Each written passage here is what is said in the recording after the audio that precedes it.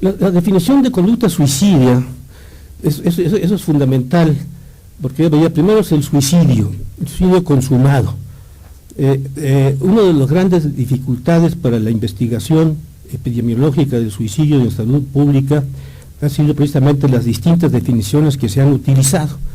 Y a la hora de comparar trabajos y todo, pues no se pueden comparar. Entonces, por tal motivo, esta oficina de Atlanta de vigilancia de los epidemiológicos hizo estas definiciones que son muy claras y que son, digamos, ya las oficiales, ¿no? Dice, suicidio es una muerte causada por conducta perniciosa, autoinfligida y con la intención de quitarse la vida, con la intención. Después, el intento de suicidio es una conducta autoinfligida, no mortal, es muy importante, potencialmente perniciosa, con la intención de quitarte la vida, pero puede no producir daño.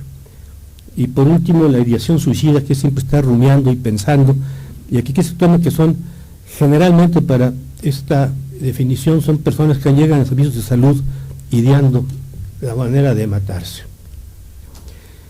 Bueno, recientemente en los periódicos vimos que el suicidio, estamos viendo la epidemiología muy general, hay 8,000, en 2012 se suicidaron 800,000 personas, cada 40 segundos se suicida alguien aquí. Las tasas son muy importantes. Otra cosa muy interesante es que en los hombres, la mitad de los hombres que tienen muerte violenta es por suicidio. En cambio, las mujeres es el 71%, mucho más el porcentaje, pero claro, las mujeres mueren menos por muerte violenta que los varones, ¿no? Entonces esa es la explicación, ¿no? Y es muy interesante que para 2020 ya se calcula que la carga global de la enfermedad va a ser el 2%, bastante alta. Ahora, en México nosotros tenemos unas tasas de suicidio que van por abajo de la tasa mundial, van por abajo de esto, ¿no? Pero hay una cosa interesantísima, ¿no? Entre 1970 y 2007, las tasas de suicidio en México subieron 175%, o sea, realmente se fueron para arriba, ¿no? Estamos bajo para salir para arriba. Y la otra cosa importantísima es que en jóvenes entre 15 y 24 años de edad es la tercera causa de muerte. Eso es muy importante, ¿no? Y las tasas más altas de suicidio se dan en varones de nuestra edad, más o menos, la nuestra, ¿no? Entre 70 y 79 años. Pero es cosa muy interesante, el lugar que ocupamos como causa de muerte en suicidio en este grupo de edad es el 43%, o sea, muy bajo comparado con los jóvenes, que es muy alto, ¿no? Aquí están unas gráficas donde se ven muy claramente el suicidio por edad, por sexos, etcétera. Aquí está esta pequeña gráfica donde se ve las tasas nuestras de suicidio en México, pero vemos como realmente no es muy alto lo de México, ¿no? Comparado con tasas mundiales en otros lados, ¿no? Pero ha crecido mucho. Y aquí están estadísticas muy interesantes donde está la ideación suicidia, el suicidio, el intento, y México pues también está en las partes mitades, ¿no? No es muy alto. Ahora vamos a ver las perspectivas socioculturales. Creo que una de las cosas del suicidio es que estamos nosotros sumergidos en nuestra ideología y todos pensamos que el suicidio tiene ciertas connotaciones, pero hay que ver que en cada cultura es variable, ¿no? Por ejemplo, en la cultura japonesa el suicidio es casi un asunto de honor a veces, ¿no? Ahorita vamos a verlo, ¿no? Ven, está famoso harakiri, cuando perdió la guerra, el Japón anduvieron cuidando al emperador para que no hiciera harakiri, ¿no? Entonces es absolutamente permisiva, ¿no? Y en otras, como la nuestra, es absolutamente condenatoria. Todavía hasta hace poco, y no sé si creo que la Iglesia ya ha ratificado, si alguien se suicidaba no podía ser enterrado en Tierra Santa, tenían que enterrarlo quién sabe en dónde, y es toda la tradición judeo-cristiana, ¿no? Pero otra cosa muy interesante, aún en los aspectos, en las culturas muy como la nuestra, que es muy condenatoria, se pueden dar algunas licencias donde de alguna manera el suicidio puede justificarse, entre comillas, ¿no? Ahora, algunos suicidios, esto es muy importante, algunas gentes que se suicidan son contagiosas, hay un contagio. Ahorita vamos a ver, incluso se le llama el efecto Werther, y ahorita vamos a ver de esto. Y por último, también es interesante ver que el suicidio es también una denuncia. Como es un acto tan agresivo y tan todo, se usa como denuncia. Vamos a ver primero. Bueno, uno de los suicidios más impactantes, me imagino que ustedes han de conocer a Yukio Mishima, estuvo a punto de sacar el premio Nobel, un escritor realmente fundamental, pero un nacionalista japonés enorme, que como protesta, porque el Japón estaba muy encerrado con las condiciones de guerra con los americanos, se hizo un harakiri, y fue famosísimo, tiene su famoso libro aquel de la máscara, ¿no?, que es muy importante, la confesión es una máscara, y vemos cómo es un suicidio muy, muy escandaloso, un suicidio muy ritual, y un suicidio que va dentro de la cultura japonesa. Y por otro lado, vamos a ver el suicidio y las licencias que nosotros nos damos, ¿no? Hay este famoso libro, nada menos que de Goethe, que es importantísimo este libro, que se llama Las penas del joven Werther. Es una novela que tuvo una difusión en tiempos de Goethe enorme, y esto es un hombre que vive enamorado de una mujer toda su vida, sufriendo por ella, y decide suicidarse por el amor a esta mujer. Ahora, esto fue tan importante, que se llama el efecto Werther, porque vino una epidemia de suicidios en esa época, muy importante, y el efecto Werther incluso lo acuñó un sociólogo norteamericano, David Phillips, precisamente para hablar de cómo ciertos suicidios son contagiosos. Aquí lo vemos, cuando se suicidó Marilyn Monroe, hubo una serie de suicidios contagiosos. Cuando también se suicidó nuestra diva Miroslava, pues también lo hubo, etcétera, ¿no? Y por supuesto, nuestro poeta y médico que muere por amor, Manuel Acuña, que por cierto nació en Saltillo, Acuña, y vean el segundo apellido, se llama Narro. Seguramente, si le preguntamos a nuestro amigo Pepe Narro, algo, y bueno, que era médico también, y se suicidó por Rosario, que era una musa, una mujer atractiva. Aquí está, ven ustedes que tenía una casa así de donde iban los poetas, iban esto, y por supuesto, como muchas mujeres, no es un comentario sexista, pues en lugar de agarrar a nuestro gran poeta Ramón Acuña, se enamoró de un tipo que ni siquiera nos acordamos, y Manuel Acuña, estando en medicina, se suicida con el famoso nocturno a Rosario, ¿no? Y eso también trajo una gran epidemia de suicidios por amor en México. Fue una cosa muy interesante. Y después está el de protesta como un acto social, ¿no? Por ejemplo, aquí está el famoso monje budista en la guerra de Vietnam, en donde con toda frialdad, está la fotografía, se suicidó con la presa andando, sin mover un músculo y quemándose, ¿no? Incluso John Kennedy dijo que esa fotografía pues era lo más impactante que había visto en su vida, y esto dio un giro enorme en la guerra de Vietnam, a ese suicidio, ¿no? Ahora, como todos se acostumbran, ahora ya todo el mundo se suicida, ya no pasa nada, ¿no? Pero vean ustedes los impactos que puede tener el suicidio como un acto de violencia, porque sigue siendo un acto pues fundamentalmente muy autodestructivo, ¿no? Ahora, el otro aspecto que no debemos de olvidar es la perspectiva filosófica, o sea, son distintos puntos de vista. O sea, ¿por qué en el catolicismo está tan prohibido el suicidio? Pues muy claramente lo dice, y además yo me acuerdo bien con el padre Ripaldo, cuando iba yo al catolicismo, decía, tu alma y tu vida no es tuya, sino es de Dios y es prestada. Eso es lo que nos dice, ¿no? Entonces, por eso al suicidarte estás quitándole un derecho a Dios, y eso es un pecado, ¿no? Pero pues llega toda la famosos filósofos, ya todos listos, Nietzsche, por ejemplo, el existencialismo, en donde cambia radicalmente el punto de vista del suicidio, y se hace como un suicidio como un acto de libertad. Dice, yo soy dueño de mi vida y el acto de libertad más grande es quitármela. Y Émile Cioran, que a mí es un autor que me gusta mucho porque es tan amargo y tan duro que casi como que le dé sentido a la vida, y tiene frases como estas, dice, el futuro solo se vuelve terrible en cuanto uno no está seguro de poder matarse en el momento deseado. Y esto que se suena tan abstracto y todo, ahorita con la muerte asistida, pues cobra cierta relevancia, ¿no? O sea, realmente con la muerte asistida nosotros tenemos ese derecho y es un acto de libertad el que nos la quitemos. Pues yo creo que esto es importantemente para reflexionar cómo va cambiando la perspectiva del suicidio, que va mucho más allá de la salud pública.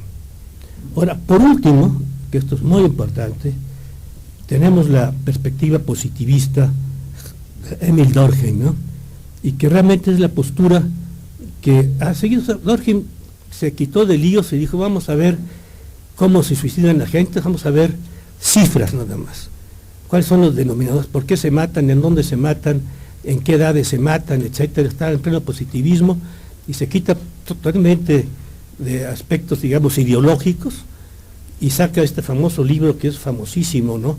Que se llama El suicidio, en donde habla de la anomia, etcétera. Pero lo importante de este libro es que es cuando, digamos, la ciencia entra a estudiar el positivismo, y si nosotros vemos la epidemiología moderna, pues es positivista. La epidemiología moderna finalmente es una...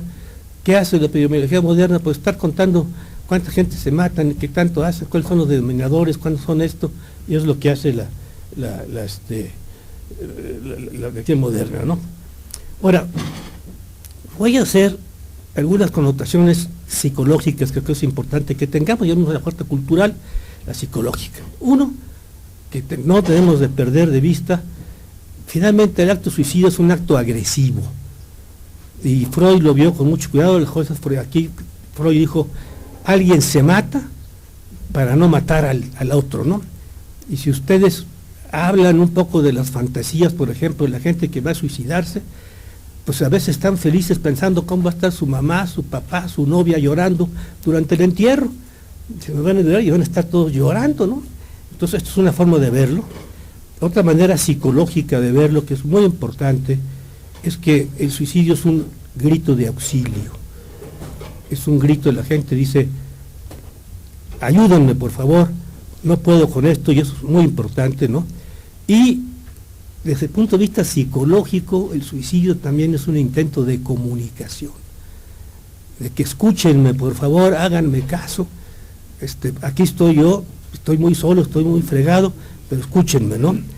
Y también el suicidio puede disfrazarse por ejemplo, los jóvenes que hacen estas conductas pues muy riesgosas, de mucho riesgo, esos que van corriendo a 200 por hora en el coche, etcétera. Fuerte, acabo de ver a una paciente mía que tenía de novio a un piloto y se fueron en la carretera de aquí a Morelia a 250 en un Porsche, y llegó y se mataron. Entonces, pues eso es, podemos jugar, disfrazarse del suicidio, ¿no? Y así me lo planteó ella con su novio. Ella salió más o menos ilesa, ¿no? Y se mató, y a mi novia le gustaba el riesgo, le gustaba esto, ¿no? Y por último también creo que es muy importante, es que el suicidio, cuando se va a alguien a quitar la vida, no puede verse de frente, es muy importante, ¿no? Entonces, por eso toman alcohol, se drogan y todo, porque al llegar, y por ejemplo, si alguien se va a colgar de una cuerda, pues eso no tiene que tomar medio intoxicado para poder hacerlo, ¿no? Y también otro aspecto que es que el suicidio no es un asunto de blanco o negro, como dicen, ¿se quería realmente matar o no se quería matar? No. Nadie se quiere matar así, sino que es una especie como de ruleta rusa, yo siempre digo, ¿no? Hay gentes que tienen el suicidio, y si tienen el revólver de 6 balas, le cargan 5, ¿no? Pero siempre hay un chance de salirse, ¿no? En cambio otros, y que eso es muy importante, la jovencita que llega y se arañó las muñecas, la ridiculizan, dicen, no, esta ni siquiera quiso matarse, nada más quiso estar aquí fregando, ¿no? Entonces no hay que ver el suicidio hay que verlo como blanco y negro, sino fundamentalmente con esto. Y creo que lo que nos ilustra muchísimo es el suicidio de Sylvia Plath. No sé si ustedes hayan oído hablar de ella. El suicidio, esta era una poeta norteamericana, realmente muy buena, era bipolar, era una enferma bipolar, y se casa con Ted Hughes, que fue otro poeta inglés, y fue un poeta que yo creo que mucho mejor que ella, aquí entre nos, y ella se suicida, pues, muy a la inglesa, ¿no? En aquella época, mete la cabeza al horno de su casa y prende el gas, y cuando llega la muchacha la encuentran muerta. Y es muy interesante ver, aparentemente, pues el gesto suicida de ella es como muy contundente, pero ya cuando se investigó bien, ella sabía que la muchacha llegaba a las 8 de la mañana a su casa, y ese día la muchacha, su empleada que tenía, llegó tarde porque se paró en el metro, y entonces ya cuando llegó se había muerto. O sea, vean ustedes cómo aún así, como un suicidio muy contundente, de alguna manera siempre tiene como la posibilidad de un escape. Yo creo que la pobre de Silvia, que estaba muy decidida a morirse, pero no tanto, pues de alguna forma inconscientemente calculó que podía llegar a salvarla. Pero otra cosa importante es el impacto que tuvo esto. Al pobre de Ted Hughes, y digo pobre, le echaron la culpa de que porque no la había tratado bien, y de que porque no era haber sido un buen marido, ella se había matado. Y en aquel tiempo, aunque el feminismo no era tan fuerte como ahora, al pobre de Ted Hughes lo agarraron las feministas y se lo trajeron como payaso durante, al grado de tener que esconderse. El tipo ya no podía salir a dar una conferencia porque llegan las feministas y lo querían linchar. Si hubiera sido ahora, lo hubieran colgado. pero entonces, lo que quiero mencionar aquí es todas las connotaciones de suicidio. Una mujer que tiene un problema bipolar, una mujer que intenta suicidarse, que es una gran poeta, y todas las repercusiones sociales que tiene el suicidio. Y estos son uno de los suicidios más estudiados que hay en la literatura y en la cultura. Ahora, vamos a las estrategias preventivas. Ya dimos una connotación. Ahora, para las estrategias preventivas también es importante tener un marco de referencia de cómo entender el acto suicida. Segundo, tenemos que tener un marco teórico que nos dé un marco para poder actuar. Y por último, que esto es muy importante, y aquí sí me gustaría conocer mucho la opinión de mis amigos, ¿no? Las nuevas estrategias que le llaman de población, que van a sustituir en el suicidio el esquema clásico de prevención primaria, secundaria y terciaria. Lo enfocan por población. Vamos a ver qué quiere decir esto. Primero, los principios para entender el acto suicida. Esto, uno de los investigadores, Nordenfelt, que es un danés, que realmente ha hecho mucho en Dinamarca, han podido bajar enormemente las tasas de suicidio gracias a gentes como este señor. Pues lo rechazo a mí. El suicidio, dice, para entender el suicidio tenemos que hacer que en todas las seres vivos, incluyendo el hombre, hay una lucha para continuar viviendo. Entonces el acto de suicidio tiene que entenderse como una derrota. Ven ustedes, muy distinto a los filósofos, estos nihilistas de Nietzsche, todo lo que falta de libertad, no, aquí es una derrota de una persona que fue rebasada por una situación con la que no pudo lidiar. A mí se me hace como un principio importante y que puede servir muy bien para entender incluso las políticas públicas y que entender también el acto de suicida a la hora de manejarlo. El marco teórico de la diatesis y estrés. Dice, el acto suicida, que es muy interesante, no es una enfermedad o accidente, no es un acto aislado, ¿no?, sino es una complicación de varias enfermedades y padecimientos y condiciones que pueden ser prevenibles, ¿no?, en donde los aspectos sociales son fundamentales. Entonces tienen para esto este esquema. Este esquema se ha usado mucho, fundamentalmente, en las enfermedades mentales y concretamente en el suicidio. La diatesis viene de la palabra de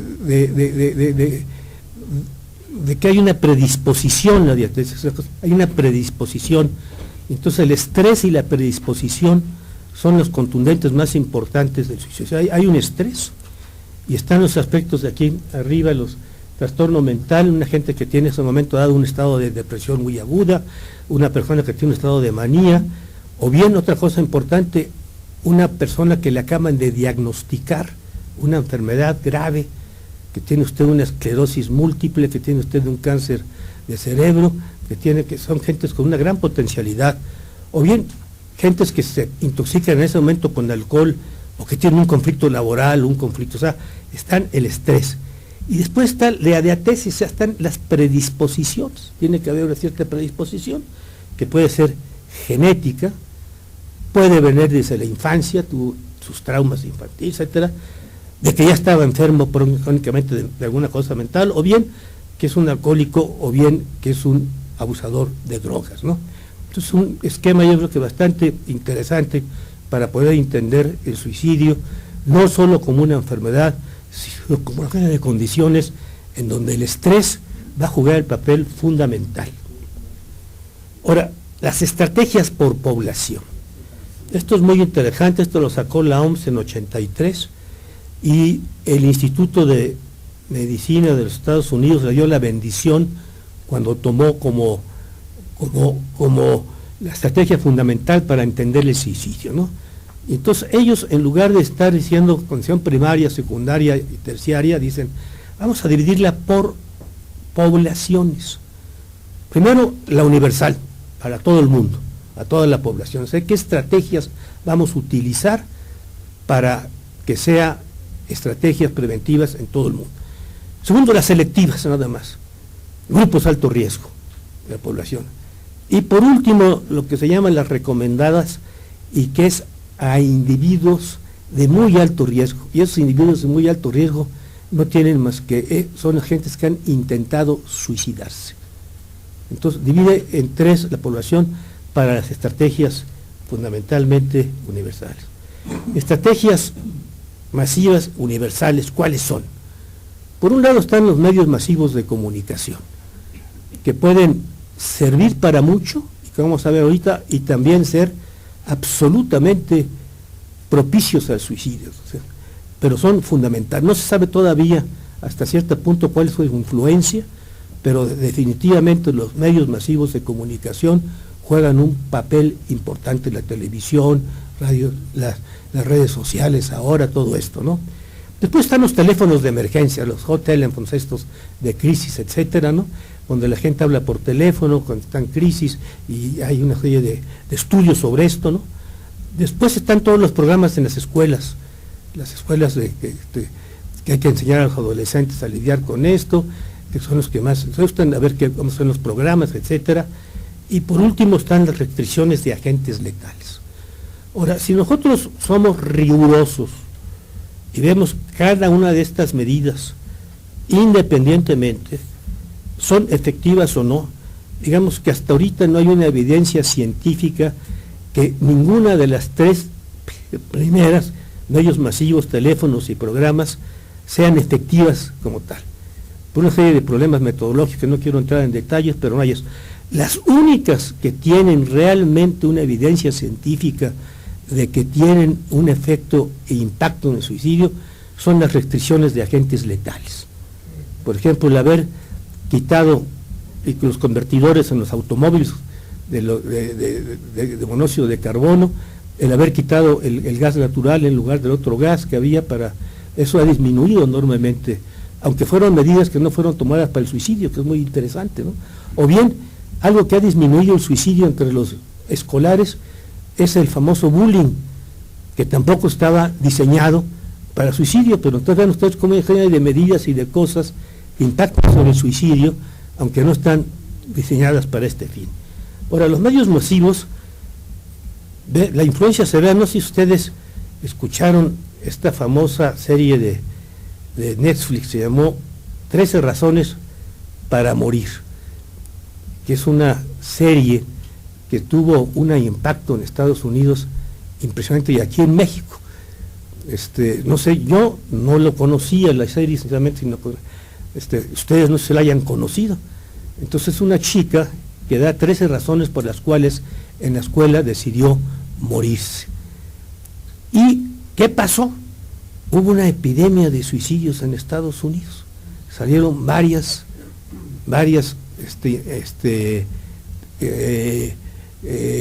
publicaciones un poco hablando sobre esto, incluso la prohibieron, no sé si en México la sigan dando, ¿no?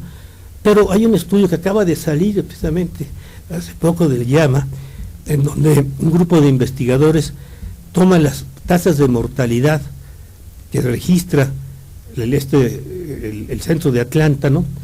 Y ve qué sucede con la mortalidad en los jóvenes, porque fue una serie que en 2017, a los 3 meses de salir al aire, generó 11 millones de tweets.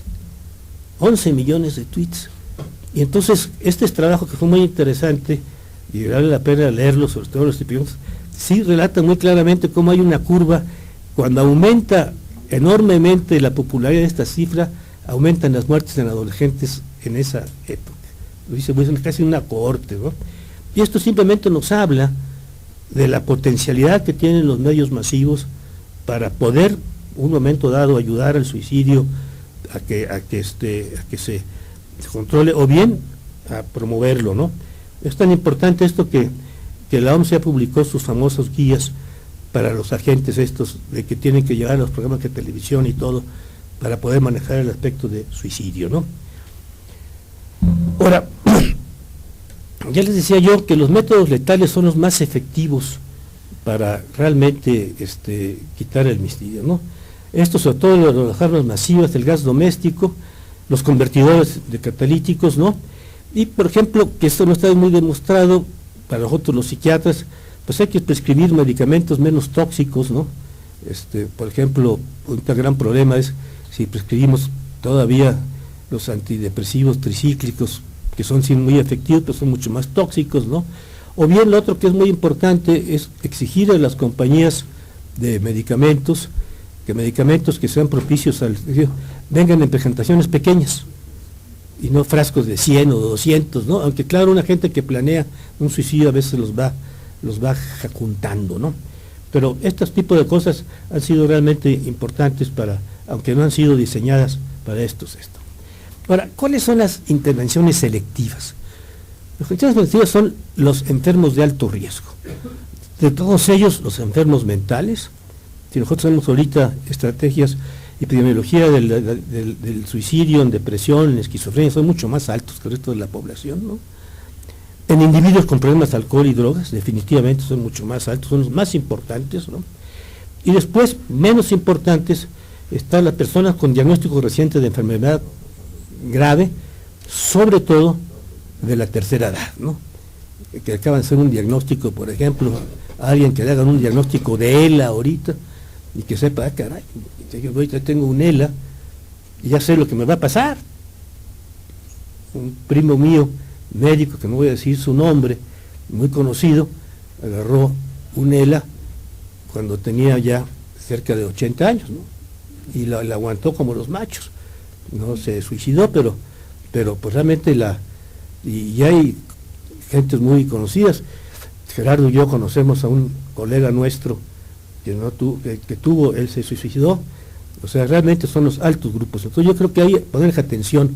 Pero, cosa interesantísima, la atención no tiene que llevarse a si se va a matar o no se va a matar. Hasta ahorita, por ejemplo, entre un 50 y un 70% de las gentes que se suicidaron vieron a algún médico o algún psiquiatra antes de tomar la decisión. O sea, eso quiere decir que a los expertos como a nosotros se nos va en blanco a veces. Vemos un depresivo, etcétera, hablamos con él, etcétera, salen. Y yo creo que, por ejemplo, para un psiquiatra, lo peor que hay, como para un cirujano, es que se le muera alguien en la plancha, nosotros que se nos suicide alguien. Yo he tenido, pues no sé, en el curso de mi práctica he tenido unos 5 o 6, después de casi más de 40 años de práctica de suicidios. No sé cuántos haya tenido Gerardo, pero estoy seguro que, y es la cosa más dura que hay, que se le suicide a uno un paciente. Ahora, lo que es muy interesante es que todos los instrumentos clínicos de interrogatorio que están hechos de screening para detectar la potencialidad de un sujeto individual para suicidarse no sirven, no pronostican nada. Eso es importantísimo, ¿no? Sí, porque si a alguien se le suicida un paciente, después lo andan colgando, ¿sí? ¿Cómo es posible que te fue a ver y mira, además se suicidó saliendo de consultorio tuyo, mano? Es un absurdo, ¿no? Entonces, realmente no hay ninguna, lo que hay que hacer es tratarlos muy bien, tener una buena relación, pero no tratar de indagar si realmente se van a suicidar, ¿no? Porque eso es muy difícil hasta ahorita de poder ver. Ahora, ¿quiénes son las intervenciones recomendadas? Las intervenciones recomendadas son a las gentes que han intentarse suicidarse o que con ideas suicidas hayan ido a ver algún servicio médico. Su riesgo de suicidarse es 100 veces mayor al del resto de la población. Por eso es tan importante, ¿no? Y es muy importante ver que entre el 30 y el 50% de las gentes que se suicidaron tuvieron un intento previo. Entonces, esto lo más importante es que cualquier gente que llegue a un servicio de urgencias, etcétera, hay que tomarlo muy en serio. Es un alentador importantísimo para esto. Aquí están nuestras más estadísticas, ¿no? De cuántos son. También es muy importante ver cómo cambia aquí las mujeres son mucho más frecuentes que los hombres. Las mujeres intentan suicidarse muchísimo más que nosotros, ¿no?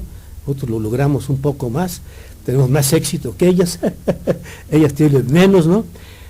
Por supuesto el riesgo suicida aumenta con enfermedad mental, aumenta con una serie de cosas muy importantes, ¿no? Lo interesante es que una gente que llega a suicidarse, hay que darle la casta, ¿no? Ahora, es fundamental en un país como el nuestro, la mayoría de las gentes que intentan suicidarse llegan a los servicios médicos, muy pocos llegan a los servicios de psiquiatría, primero porque no hay casi servicios de psiquiatría en México, ¿no? Segundo, por el gran estigma que tienen.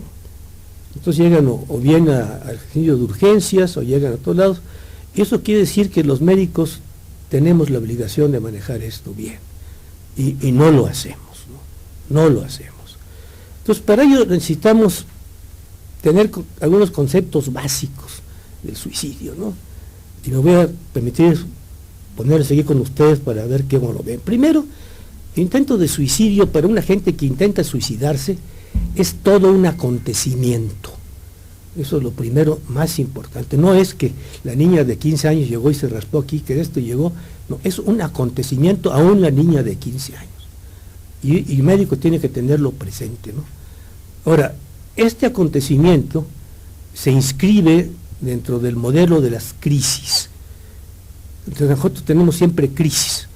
Y las crisis es algo que tiene un periodo de incubación, tiene una erupción cuando llega y un desenlace, ¿no?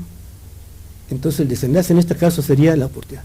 Y como toda crisis, una gente que acaba de perder un trabajo, por poner un ejemplo, pues es una crisis, su trabajo se da viejo, pero como toda crisis es pasajera y es una oportunidad, o bien también es una frustración, ¿no? Las dos cosas. Entonces, si nosotros vemos el intento suicidio, tenemos que ver que es una oportunidad de que esta gente que intentó suicidarse finalmente salga mejor librada y no quede toda frustrada y toda marcada por esto, que es lo que generalmente pasa si no lo manejamos bien, ¿no? Y el desenlace de esa crisis, nosotros los médicos tenemos una gran responsabilidad en cómo vamos a conducir ese desenlace, cómo vamos a llevárselo, ¿no? Y recordemos el aspecto, o sea, cómo vamos a poder manejar esto. Primero, ¿cuáles son las reacciones más comunes en un intento de suicidio? Primero, miedo. Oye, si soy suicida, ¿sabes qué pasa? Segundo, una reprobación, sobre todo si no es muy serio, ¿no? Esto otra vez, qué barbaridad, fue como tipo, no es esto. Y hay también el famoso riesgo de que me quieren manipular. No, está haciendo esto, está haciendo porque me quieren dar una manipulación, ¿no? Y sí hay una tendencia a trivializar y a negarlo. Cuando llegan los servicios de urgencia, le quieren echar urgencias, todo el mundo se concentra en la parte médica, nada más. A ver, métele rápidamente ahí la sonda, un lavado gástrico, a ver signos vitales, y ya que se vaya para acá, después si no fue mejor el regaño que le van a hacerlo, ¿no? Y por último, hay un sesgo muy grande a ver cuál fue su letalidad. Entonces, si fue muy contundente, pues todavía para uno la oreja. Si no fue muy contundente, pues entonces lo toma uno en serio. Entonces yo creo que lo importante es aceptar que nosotros tenemos esta responsabilidad y tenemos que sacar a estas personas de esa reunión. Ahora, ¿cuáles son las intervenciones de una intervención médica? Bien, primero que sea una evaluación integral, físicamente desde luego, psicológicamente. Es un tipo que tiene depresión, que no tiene depresión, vino con alcoholismo, tiene previos. Socialmente, ¿qué soportes tiene sociales, no? Tiene familia, no tiene familia, el novio está allí, la novia, en fin, ¿dónde están los conflictos, no? Después, pues hay que despojarse de prejuicios moralistas, ¿no? Nosotros los médicos somos muy moralistas, estamos hablando de prejuicios, ¿no? Que yo creo que hay que quitárnoslos de encima para poderlo manejar. Y después, lo que es importantísimo, hay que descifrar qué quiere comunicar la persona con el intento de suicidio. ¿Qué quiere? ¿Quiere una posición mejor en la familia? ¿Quiere que sea reconocida? ¿Es una protesta contra el problema de los papás? En fin, hay que verlo, ¿no? Y lo que es una cosa importante, yo creo que tenemos que tener presentes que nuestra labor es transformar esa crisis en una oportunidad. Esa es nuestra labor, ser como catalizadores, ¿no? Establecer una liga y canal de comunicación entre el intento de suicida, la familia, ¿no? Y mantener un contacto futuro. Nosotros los médicos creo que no aprovechamos estas oportunidades y creo que es nuestra obligación hacerla. Incluso dentro de la evaluación de las intervenciones preventivas más eficaces en esta población es la que está dirigida a educar al personal médico en este sentido. O sea, en Dinamarca, en los países escandinavos, en los países, las capacitaciones para los médicos para manejar esto ha sido lo que más se ha demostrado que da resultados. Y segundo, el seguimiento. Por ejemplo, el que se les manda un telegrama periódicamente, el estar pendientes de ellos, etcétera, eso ha demostrado que baja las tasas de suicidio. ¿Cuáles serían las conclusiones de esta plática? Primero, que la conducta suicida puede prevenirse, pero no basta con el enfoque de la salud pública para entenderla. Segundo, las únicas intervenciones preventivas con evidencia científica efectiva son con cosas individuales, la restricción de agentes letales, la educación de personal de salud y el seguimiento de personas con intentos de suicidio. Son las únicas connotaciones que tienen una validez científica realmente importante. Sin embargo, la conducta suicida es prevenible.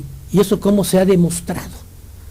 Pues se ha demostrado en los países, como los países nórdicos, muchos países europeos, en que una serie de medidas se han hecho y han logrado realmente bajar las tasas de suicidio. Las tasas de suicidio en Alemania, en Escandinavia, han bajado en lugares de esto, con medidas con una política muy clara de programas de acción y también con una muy buena atención médica, que es lo que no se tiene, ¿no? Atención de contacto primario, atención médica, etcétera, ¿no? Y esto es tan importante que los ingleses, que tienen estadísticas de suicidio desde 1850, los ingleses van midiendo sus tasas de suicidio desde 1850 y han seguido hasta ahorita. Uno de los indicadores centinelas para ver cómo funciona su sistema de salud son las tasas de suicidio.